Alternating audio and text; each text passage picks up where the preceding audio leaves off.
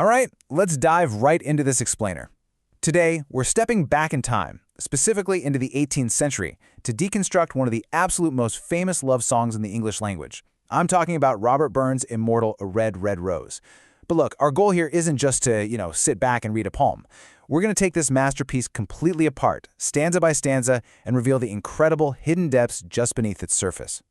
You know, when Robert Burns himself described this piece, he called it a song of the simple and the wild. And honestly, that's exactly what makes it so fascinating. We're going to look at the historical, the botanical, and, believe it or not, the geological inspirations that make this text so unbelievably powerful. Because trust me, it's a whole lot more than just a sweet Valentine's Day rhyme. So here's our roadmap for today. First, folk origins and masterful curation. Then, stanza 1, botany and simile, followed by stanza 2, the hyperbolic vow. After that, stanza 3, geology and deep time, and stanza 4, the bittersweet farewell. Finally, we'll wrap up with the secret power of melody. Number 1. Folk origins and masterful curation. To kick things off, we actually have to address a pretty brilliant reality about Robert Burns. He was actually less the sole author of this poem and, well, more of a masterful compiler or redactor, really. He had this sheer, undeniable genius for taking older, sometimes honestly childish or inept sources and just transforming them into absolute magic. This perfectly illustrates exactly what I mean. Think about this. Over a century before Burns, a 1690s ballad called The Wanton Wife of Castlegate featured the lines, "Her cheeks are like the roses that blossoms fresh in June."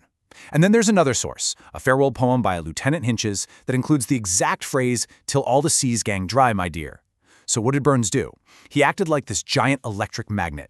He pulled these inevitable, hauntingly beautiful phrases from a vast ocean of, let's face it, pretty mediocre folk traditions and used them to craft something totally immortal.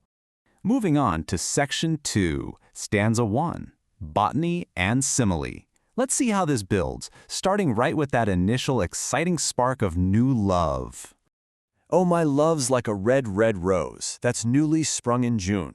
Oh, my love's like the melody that's sweetly played in tune." I mean, just listen to the beautiful alliteration there and the sheer musical quality of that phrasing. It immediately establishes a tone that is just so vibrant, so fresh, and deeply, deeply romantic. The primary literary engine driving this opening is actually the simile. By directly comparing his dizzying, kind of abstract feeling of new romance to highly relatable, beautiful sensory experiences like a visually striking fresh rose and an orally pleasing melody, Burns really grounds the emotion. He doesn't just tell us he's in love, he actually makes us see and hear the love he's experiencing. Now, what's really fascinating here is the actual botany. When we read this today, we almost instantly picture a modern, tightly wrapped bouquet rose straight from a florist, right?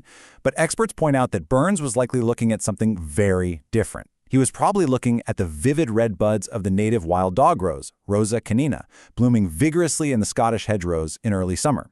Or, perhaps he was inspired by a grand dark crimson variety like the Jacqueminot. Either way, that repetition of red literally forces our mind's eye to see a color of intense, absolutely unforgettable saturation. All right, section 3, stanza 2, the hyperbolic vow. Advancing into the second stanza, you can actually feel the pacing quicken here. The promises expand dramatically, moving from a local summer garden all the way to the very ends of the earth. Read this one with me. "As fair art thou, my bonny lass, so deep in love am I. And I will love thee still, my dear, till all the seas gang dry." You really have to appreciate the traditional Scots dialect here. Using words like bonny lass and gang dry just completely strips away any pretension. They inject this undeniable, incredibly earthy sincerity into the verse that a more formal English phrasing probably would have lost.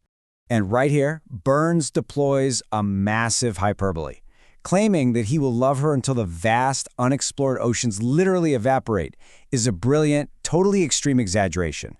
I mean, barring a complete planetary catastrophe, the seas aren't going anywhere. By linking his love to an impossible event, he is expressing a devotion that is entirely immeasurable. Which brings us to section 4, stanza 3, geology and deep time. The scale jumps once again here. We go from earthly oceans to a scope that is cosmic and, quite frankly, a little apocalyptic. "Till all the seas gang dry, my dear, and the rocks melt with the sun, I will love thee still, my dear. while the sands of life shall run. Wow, this is immense, almost terrifying imagery. Melting rocks and an evaporating planet? That is incredibly heavy stuff for a simple love song. So the really crucial point here is the actual science behind this imagery. Scholars believe this reflects the ideas of James Hutton. He's known as the father of modern geology, and Burns actually met him in Edinburgh. Hutton had just introduced this revolutionary concept of deep time, this terrifyingly vast, almost infinite age of the Earth, where there is no vestige of a beginning, no prospect of an end. So Burns is actually taking this cutting-edge Enlightenment science and leaking it directly into his romantic poetry. How cool is that? But then, he follows up this massive cosmic scale with a much more human metaphor, the sands of life. This represents a literal hourglass. So Burns is systematically scaling back down from the melting of the Earth to his own mortality. It's signifying a love that will endure relentlessly until the very last grain of sand drops from his own universe's timer. Section 5, stanza 4, the bittersweet farewell. This brings us to the final stanza, bringing that immense scale completely back down to a deeply personal, distinctly human moment. And fare thee weel, my only love, and fare thee weel a while. And I will come again, my love, though it were 10,000 mile. Notice that really gentle, comforting refrain of fare thee weel. The entire poem has essentially been building this fortress of eternal promises, all just to soften the blow of this immediate departure. I want you to consider how we express these exact same anxieties of distance and devotion today. Burns just did it with the hyperbole of walking 10,000 miles. Finally, Section 6, the secret power of melody. To fully understand this masterpiece, we have to realize that a lyric is only half of a song. The history of how these words were arranged musically is just as fascinating as the words themselves. Take Pietro Urbani's 1794 arrangement, for example. Urbani was this Italian musician living in Edinburgh who actually published Burns' lyrics first. He created a highly stylized, almost waltz-like composition, mainly for drawing room entertainment. And while it's beautiful, it definitely lacked the wildness Burns intended. In fact, Urbani's phrasing placed the emphasis on the wrong words entirely. He forced the singer to emphasize the word can in "and I can love thee still," which, if you think about it, kind of dampens the unconditional nature of that vow. But what Burns actually intended was something called Major Graham's Strathspey, which was published posthumously in 1796. A strathspey is a slower, spiky, really irregular Scottish dance tune. It perfectly captured what one critic called the swagger and tender protectiveness of his lyrics. It drops down low on the word my, emphasizing the speaker, and then rises way high to emphasize the deep emotional expanse of the poetry. Yet, surprisingly enough, neither of those is the tune you're likely to hear today. The popular choice eventually became Low Down in the Broom, an 18th century melody that was much smoother and infinitely easier for everyday people to sing. By the Burns centenary in 1896, this actually became the definitive melody. It just proves that while a lone genius might write the lyrics, it's ultimately the public reception, the collective voice of the people, that shapes art over the centuries. Which leaves us with a pretty fascinating question to ponder.